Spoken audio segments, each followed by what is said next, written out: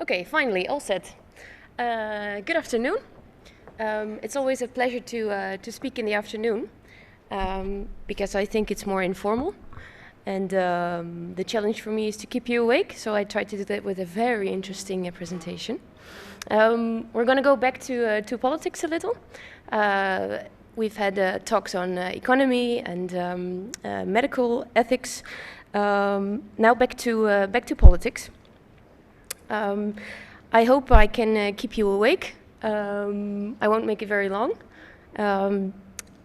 It is interesting enough, though, because it's about politics. So I would say pay close attention, and I'll help you try to stay awake. My name is Lisca van der Eijk. I work for the Christian Union, which is a Dutch political party in the Netherlands. Most importantly, it's a Christian political party, and I'll come to speak about it later on. I live in Rotterdam, which is a city in the Netherlands. Next to that, I'm a Christian, and we have 2 cats. Never take one, that's boring, just take 2. Best decision ever. Okay, next slide is about the content of my presentation. As my boss Menno already mentioned and gave some examples about our politics in the Netherlands, I'm going to talk about a bit more specifically about human trafficking. First, I'll start with the basics of Christian political thinking, and then after that we'll have a look at what the Bible says about Christian politics and about Christian values. And I'll use a specific policy model that we tend to use in our party to develop Christian policies to worldly problems. First of all, let's have a look at Angela Merkel. She's dressed as a hipster. There she is. Okay, political thinking in a Christian way, or Christian political thinking. As you probably know, the Netherlands is a very secular country.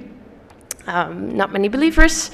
However, there are believers, but they believe different things. We have lots of liberals, socialists even, and I would say that somehow they also have a religion. They also have their own beliefs.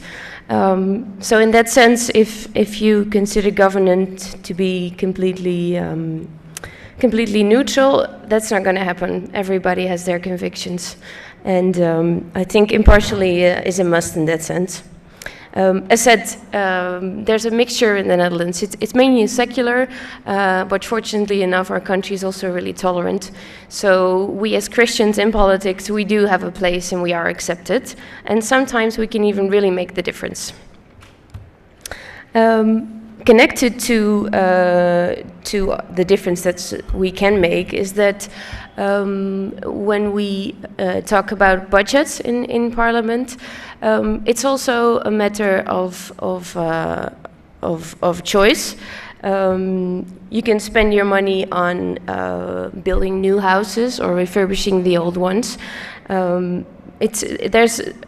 With every budget is a moral choice. Jim Wallis said that. He's a Christian writer and a political activist.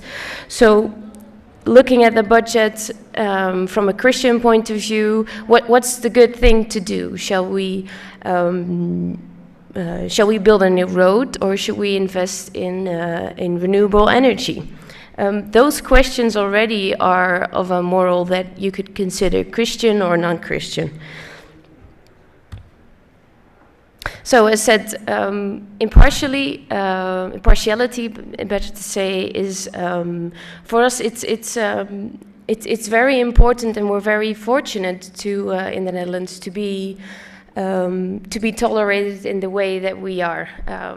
We have 5 members in Parliament out of 150, so we're a super tiny party.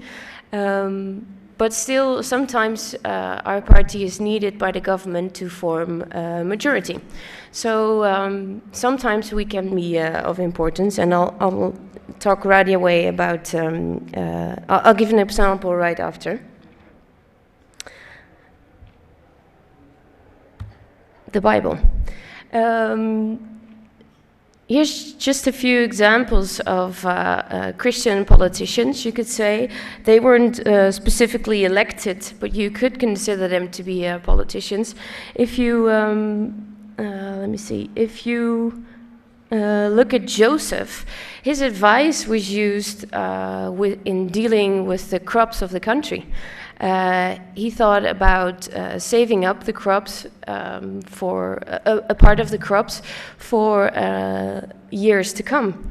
So if the harvest would be bad one year, he would still have saved some crops the next year. He kind of was you could say that he was an agricultural policymaker in a way. If you look at Daniel, he was kind of like a prime minister. His advice was sought after. He headed a group of really wise men. I think there's no need to explain Solomon's wisdom. He was world famous, so you could say, for his wisdom. His advice was very well sought after. And also Job, also mentioned earlier by Brent. He was looking for social justice. He wanted to be the feet of the lame and the eyes for the blind. This is Nelson Mandela as a hipster. Other basics of the Bible are Christian politics or policies. Of course, peace. If you look at Jeremiah, the people are really asked to promote peace, to develop the country, to build their houses, to be part of society, and to invest in peace even. In Amos, if you read this piece of Amos, it kind of says, I want to see an overflow of justice and an avalanche of good works. As I said before, Job was a righteous man. He lost everything he had, and in the end of Job, you can read how he's all in favor of social justice, and he really advocates social justice. And also in Romans, Romans 13 starts with stating that all power is of God, and the government belongs to Him. There's no need for us Christians to not be active in it. As it's God's government, we should take part, I would say. Then Christian values. We heard Menno talking. I think it was Menno talking about the trust different people have in different kinds of professions. Yeah, well, politicians are faced with a difficult task, I would say, especially when they're Christian. As a Christian, I would say you would have a higher morale, and you would also want to promote your values. And especially then, when you misbehave or you fall down, I think you fall twice as hard, I would say, because you because you tend to promote your Christian values. When you fall down, I think you fall twice as hard, especially as a politician, as you're a public figure. So it's important to stay close to Christ, not only as a politician. I guess it's in general it's a good idea, but also especially as a politician, as you are in a vulnerable position. Christ should be your source, and as June, as you already mentioned, he can really fulfill your soul. You don't have to look up, well, you don't really want to, you don't really pursue your own goals whenever whenever God is your source, because you know that you can be a tool in His hand, and it's not you're not held responsible for the things that you do when you do them in God's name. God is in the end the ruler of the world, and we're a tool in His hand. So if you really consider yourself a Christian politician, you should realize that you're in His service. And of course you should work hard, there's no question about it. But the thing is that you can expect his blessings if you let him rule over your life. Another thing is that in 2 Corinthians 13, it says you should be a readable letter, so really an example and also an ambassador of God's kingdom here on earth. I think that also really holds for Christian politicians. Just as I said, you're in a vulnerable position. It's a public position that you have, so media follow you closely. Other voters also follow you closely, and other parties will follow you closely. So it's an excellent space to promote Christian values and to uphold your Christian values. As said before, you should be in close contact with Christ. Let him be your source, not only inside politics but also outside, of course. Another thing that for me is really connected to a Christian politician is that you should really reflect on the policies that you uphold, but also on the issues that you're faced with. Not jump to conclusions, do your research, be professional about your opinion, not just say anything the media would want you to say or that just voters would want you to say, but really look closely into the facts and to really consider your position. Next to that, I think being relaxed, honest and fair are also closely connected to the fact that in the end you're in God's service. You're not held responsible, and I think that because you're not held responsible, you can be relaxed. You can. I think it's a good attitude to be as hardworking as you can be and expect God to bless your work when you do it in His name. That's the shortest way I could put it, I guess.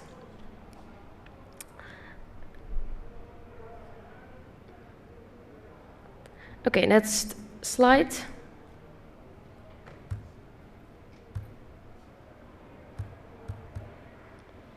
Gandhi. Okay, a bit more on Christian politics. We're Christian politicians. What helps is to remember that you're created by God. You're in His service. He's your biggest fan, and this also helps to be confident about your policies and your ideas.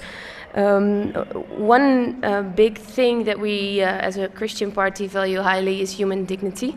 I'll come to speak about it a little bit later, but it all has to do with the fact that we are living in God's creation. He created my neighbor as much as He created me, so that means that I would want to treat my neighbors as though in the way that I want to be treated myself. So searching for peace and well-being and righteousness, not just for yourself, but for anyone. Also important to say is that you're not only searching for righteousness for your fellow Christians, but for everyone. God made everyone regardless of their religion. I believe that God also made Muslims. Even they may disagree, but I really believe that God made any fellow human, I would say.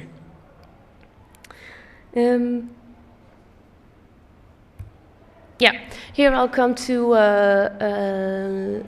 the small workshop. I'll give you an example of how we, based on our Christian values, promoted to start to try to make an end to human trafficking. We use this model in our party to first to detect social problems in our society, and then via this model we try to come up with a solution that in our beliefs would be in coordinates with our Christian values. first of all, the example that I want to use is human trafficking. I think that's a score. And I think they agree on ending human trafficking, by the way. Human trafficking in the Netherlands, it's mainly connected to prostitution in the Netherlands. As said before, we're a liberal country, we're a very secular country, and because of our the liberal attitude that most of the people have in our country, it's legal. Prostitution is legal.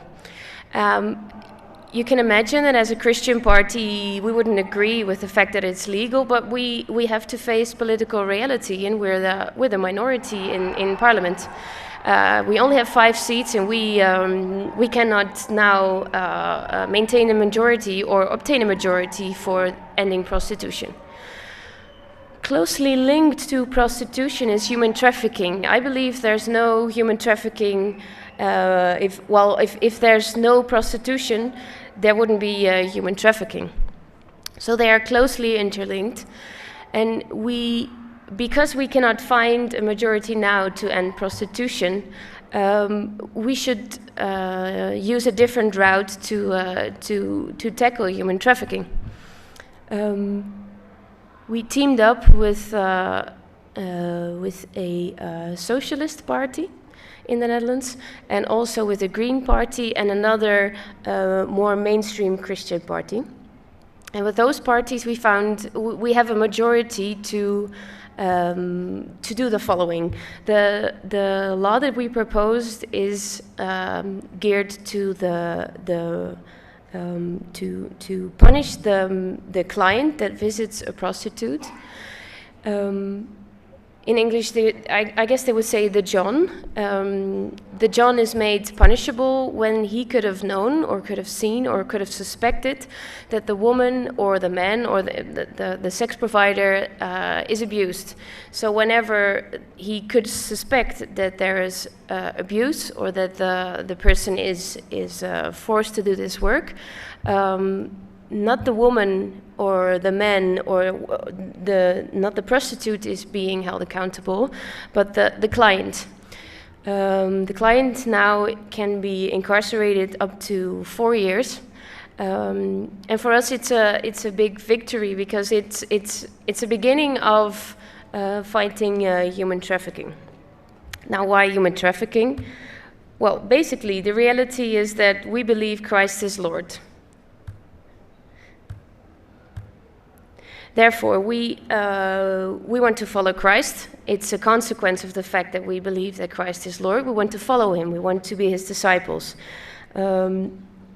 So that's why we thought we have that's why we also have a life and a worldview.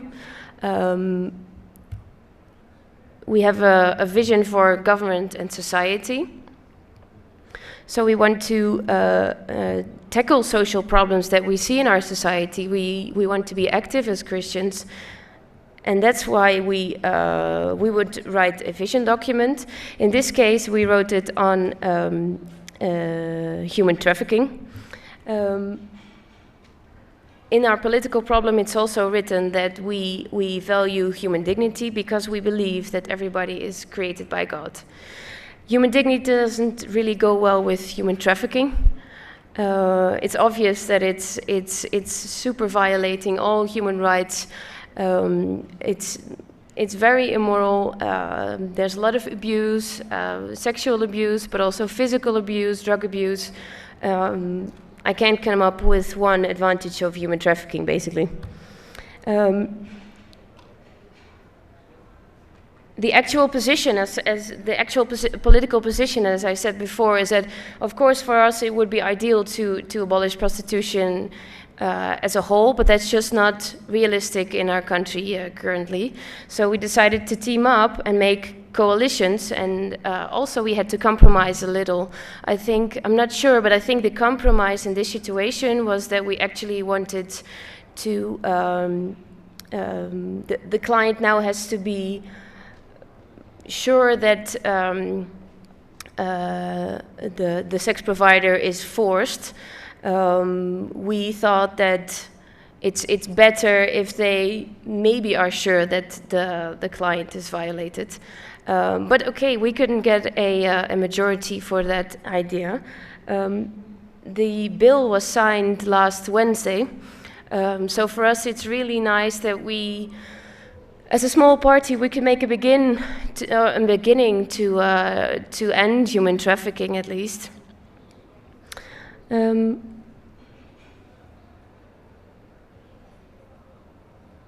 This model also kind of works the other way around. If you see a problem in your society, for instance,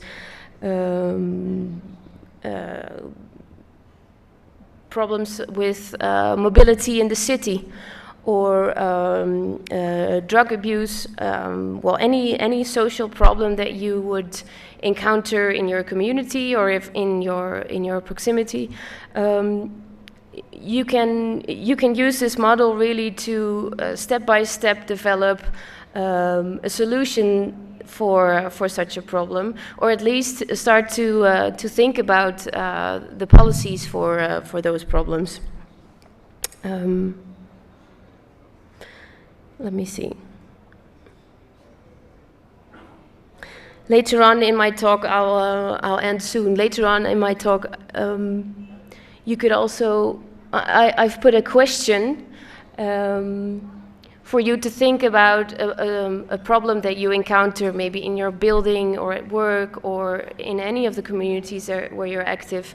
You could come up with a problem that you would be able to apply in this model.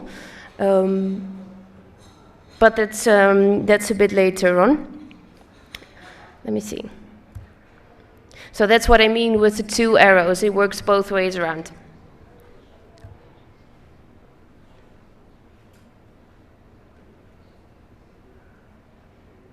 We believe also that in a really relational view of life, you're not, for us, you're not just in our minds, in our policies. Christians shouldn't be only active in church, but also in society.